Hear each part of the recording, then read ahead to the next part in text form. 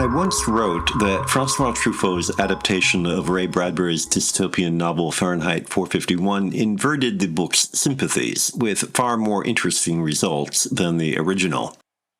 That opinion has only deepened with time. Each viewing confirms how prescient Truffaut and company were. Despite Bradbury's sententious bibliophilia, the well-scrubbed, medicated suburbanites are much closer to our way of life than the scruffy, supposedly virtuous book lovers. The only difference is, we don't care enough about books even to burn them. We just drown intellectual distinction in a sea of trivia.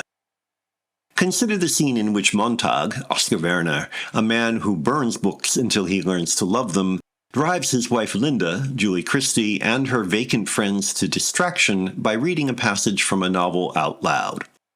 First, ask yourself, when was the last time I had a conversation about a book? Then, confront how closely the vacuous TV program the women are watching anticipates Oprah, Dr. Phil, and all the other specialists in audience feel-good flattery. And while the housewives' comments about the TV announcer's hairdo may be meant as satire, their complacent, petty, sniping inanities are painfully close to what passes for wit in our media-saturated consumerist society. It is unclear whether this brilliant inversion was accidental or deliberate. Truffaut's limp, inept Hitchcock imitations do not feel like the work of a director in full control of his technique.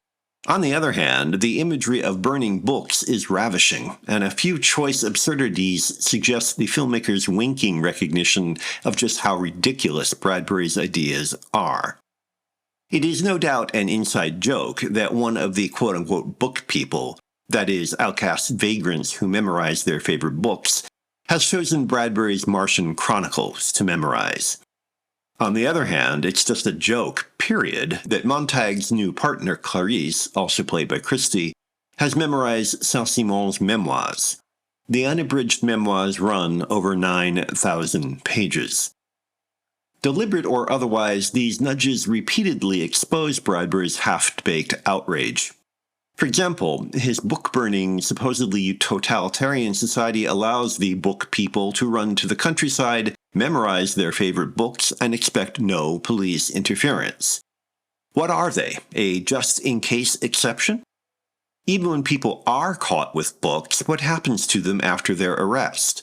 Montag says the authorities, quote, let them come back, unquote. Huh? If so, exactly what is so terrible about this society?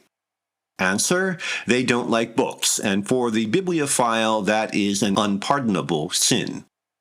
Even that prohibition is devoid of political substance, however. As the captain, Cyril Cusack portentously brandishing a copy of Mein Kampf warns, the firemen have to burn all books, regardless of their content. Books make people think and feel, and that makes them unhappy.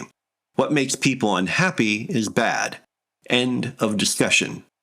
We may not suffer that attitude as a matter of state policy. We simply accept, even applaud, the tyranny of banality as a manifestation of the popular. Which is worse?